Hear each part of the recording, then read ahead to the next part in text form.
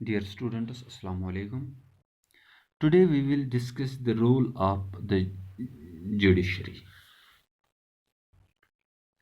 Courts take decisions on a very large number of issues. They can decide that no teacher can beat a student, or about the sharing of river waters between states, or they can punish people for particular crimes.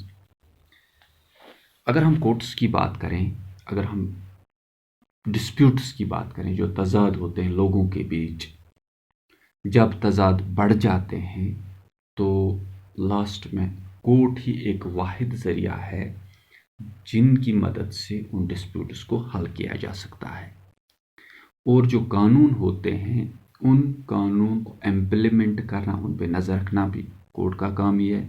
تو legally جو چیزیں ہوتی ہیں وہ court سے ہوتی ہے۔ اگر کوئی انسان، کوئی سٹیزن کوئی کرائم کرتا ہے، کوئی جرم کرتا ہے، چوری کرتا ہے، مرڈر کرتا ہے یا کوئی اور جرم کرتا ہے، تو اس جرم کے حساب سے اس کو پنشمنٹ دی جاتی ہے، اور یہ پنشمنٹ کورٹ کے دوارا دی جاتی ہے۔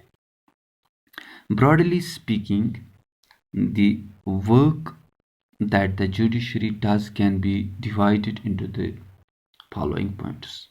پہلا جو پوائنٹ ہے وہ ہے ڈسپیوٹ ریزولیشن، اور دوسرا ہے judicial review. Let us first discuss dispute resolution. The judicial system provides a mechanism for resolving disputes between citizens. یعنی اگر دو لوگوں کے درمیان، دو شہری ہے، انڈیا کے باشندے ہیں یا پرٹیکولر اسٹیٹ کے باشندے ہیں یا پرٹیکولر ڈسٹرکٹ کے باشندے ہیں، رہنے والے ہیں، ان کے بیچ اگر کوئی تضاد ہوتا ہے پراپرٹی کو لے کے یا کسی اور چیز کو لے کے، تو یہ ڈسپیوٹ جو ہے اس کا حل جو ہے، سلوشن جو ہے وہ کورٹ دے دیتا ہے۔ اگر کچھ لوگوں کے درمیان ڈسپیوٹ ہو اور گورنمنٹ کے درمیان ڈسپیوٹ ہو، امپلائمنٹ کے حوالے سے یا ویجز کے حوالے سے، یا اگر کسی آرگنائزیشن کا ڈسپیوٹ ہو اپنی امپلائیز کے ساتھ، تو اس کا جو ڈیسیجن ہے، سلوشن ہے، وہ بھی کورٹ ہی دے دیتا ہے۔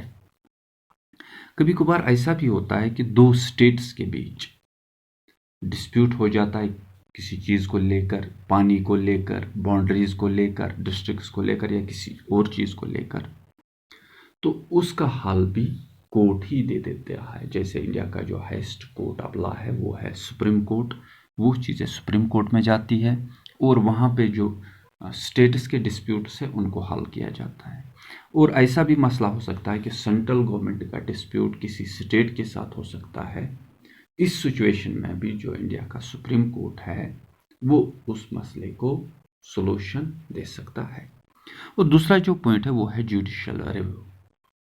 اگر ہم جوڈیشل ریویو کی بات کریں، جو کورٹ کے پاس ایک پاور ہوتا ہے، کیونکہ جو جوڈیشل ریویو ہے اس کو watch dog of Indian constitution بھی کہا جاتا ہے اگر ہم انڈین ڈیموکریسی کی بات کریں۔